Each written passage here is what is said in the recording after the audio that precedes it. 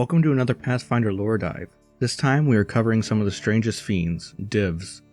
My name is Polyhedral, let's get started. Genies are elemental creatures, and each of them represent a unique element. They strive for power over all else, and are masters of creation. They are ancient beings. Their own stories call them the First People, and they even claim to be a reason for the war between Rovagug the Destroyer and the other gods. Some of these first genies worked among gracious mortals to create fantastical works of art. Over time, however, the mortals became less and less loyal to these genies, some even abusing and enslaving them. As the deities hailed the works of mortals while the deeds of the genies went unsung, they turned from the gods and from the mortals they once called their peers. In rebellion, they became corrupted and in the end were thrown into the eternal eclipse, Abaddon. They became the Divs. While other evil outsiders such as devils and daemons seek control and death respectively, Divs have their own yearnings.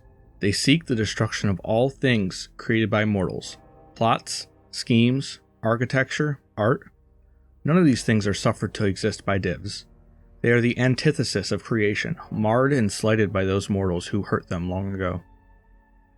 The lowest of the Divs is the Doru, a disembodied head 16 inches high, weighing 10 pounds, with terrifying bony features unlike any creature found on the material plane.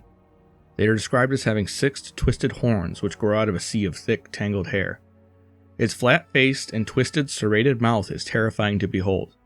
They are usually found in the air, levitating using some fell magic, but sometimes they can be found, somehow more terrifyingly, rolling along the ground, clattering and cackling like a tumbleweed out of Abaddon. Liars and lovers of secrets, Doru sow dark plots of rotten crops. When not in service to greater Divs, they will often pledge themselves to a deluded spellcaster who thinks that the Doru is truly loyal. They push their masters toward despotism and worse, and in doing so, learn their secrets, weaknesses, and vices. These relationships rarely last long. The Doru's hatred for mortals disallows it from continuing them for more than a decade or two, and usually the master is long dead before that. Their love of secrets can oftentimes be a weakness for the Doru. A witty or fast-thinking enemy of the Doru can exploit this. If a Doru thinks that a person holds a secret that they want, they may stop at nothing to get it. If they are told this secret, they can become lost in their own contemplation of the secret and its implications. This cannot just be any secret one holds, though. These Divs tend to focus on a particular topic in their obsession. It may be the history of a certain place, a particular creature or ancestry, even mathematical puzzles or local gossip. The Agash are embodiments of curses and misfortune, often mistaken for hags due to their physical appearance. One look at the Agash's face is more than enough to disprove that. They have no facial features, no nose, no mouth, no ears. Their head is made up entirely out of a single enormous eye, surrounded by a ring of fangs connected to a throbbing musculature. It is thin and gangly, with legs like that of a goat. Moving with little grace, they stumble as they walk, producing a strange, jerking gait. The Agash hate all mortals and their works just like any other Div. They particularly hate the most beautiful of these. Handsome men and women, fantastical works of art, and beautiful architecture are all loathed by the Agash. An Agash will not willingly enter a place of beauty and is always compelled to destroy them. This hatred finds itself onto the battlefield as an Agash will always target the most pretty, charismatic, or arrogant mortal it can find with its great eye. A question some scholars ask is this truly hatred that drives these creatures? Or maybe is it jealousy?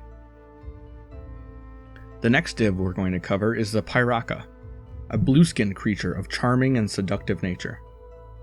Clothed in wonderfully ornate, revealing attire, the Pyraka can be seen in many forms.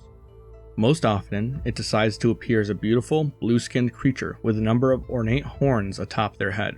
While in this form, it attracts the gaze of lustful men and women, using its beauty to ruin relationships, seduce mortals, and incite debauchery. They truly revel in doing these things. A ruined friendship is like a sweet lemon cake to the Pyraka. The true form of the Pyraka is much more devilish in appearance. It becomes very bestial in nature, standing 6 feet tall and weighing 150 pounds. It retains the blue skin and horns of its mortal form, but its skin becomes pocked with rashes, blisters, and oozing sores. all of these infected with bubonic plague. These legions are physical manifestations of the corruption, disease, and lust that the Pyraka harbors. The Pyraka has many abilities which allow it to sow jealousy and fear among its victims.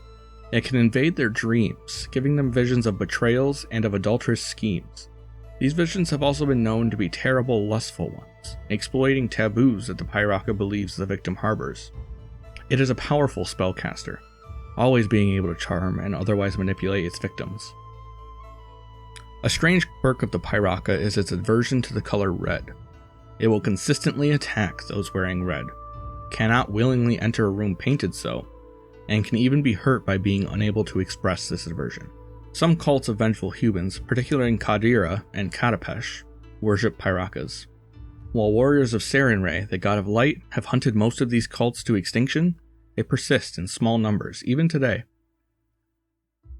The final div we will discuss, and the most powerful one found in the bestiary, is the Sepid.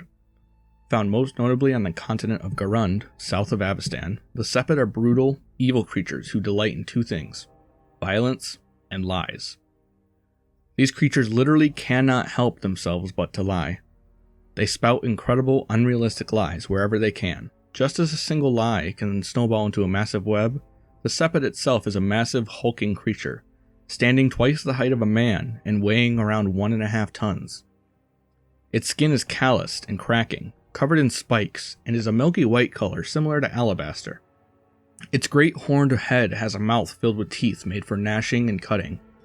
Its eyes are dead. No iris or pupil adorns them, such that there can be no indication of a lie seen in their eye. In combat, these great creatures are violent and maniacal. They wave through the battlefield with massive scimitars, seeking out the most powerful or important on the field: the commanders, the leaders, the heroes.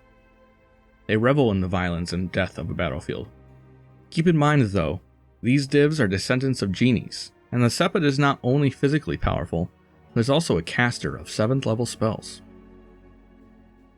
In Abaddon, Sepids are cruel masters of the other divs, bullying them into obedience. On Golarion, the Sepid can be found doing much the same, but with mortals. Sepids may demand ever-increasing sacrifices from a group, making them sacrifice more and more until the community tears itself apart. Their physical prowess, as well as their talent for domination, leads the more powerful fiends, such as devils, to recruit Sepids as generals or leaders in their armies. Sepids will always do the opposite of what they claim to do, and because of this, you can always predict that a Sepid is lying to you. The cunning Sepids, however, know this, and therefore speak of their own intentions as little as possible. Instead, they use stories, analogies, and riddles. They command creatures to do their bidding as well, manipulating them with these clever forms of deception. A Sepid is so compelled to lie, it is hurt by being forced to be honest. This can be used to the advantage of clever adventurers. If given a choice by a Sepid, these divs will never follow through with the choice which was actually made, leading to a fairly predictable outcome. And that is the collection of divs found in the Pathfinder 2nd Edition Bestiary. There's one last thing we must cover. Why were divs corrupted? How did they get to Abaddon? There is more to it than you may think. Mere jealousy and anger does not transform an entire race of outsiders. Something greater in power is at work here. A demigod, the Dread Shadow, the lord of all divs, Ahriman. Now he can have his own video, but what I want to talk about is specifically what he did to those genies in the ancient past. During their rebellion, those genies were taken advantage of by Ahriman, known as the Shadow of Creation's inevitable destruction. He took the spirits of those genies, twisted them, turning their love of creation into a hatred of it. Once the rebellion was over, these corrupted genies, the first of the Div, could not return to their elemental planes. Instead, Ahriman offered them a place in the realm of Abaddon, where they stayed, and for centuries they continued to be shaped by the hellish plane of existence. Since then, when killed on the material plane, all hateful and wicked genies, or those who thirst for vengeance for being truly betrayed by mortals, find their way to Abaddon. Their spirits are trapped in the dread orbit, where Ahriman molds them, twisted and malignant, transforming them into new divs. If you've made it to the end of the video, thank you so much for watching. If you enjoy these dives into the lore of Pathfinder and Golarion, please like and subscribe for more. The idea for this video on divs was given to me by a commenter, Jordan Olson. Thank you for your support. If you want to see a specific video, let me know in the comments. Thank you again for watching, and until our next lore dive, goodbye.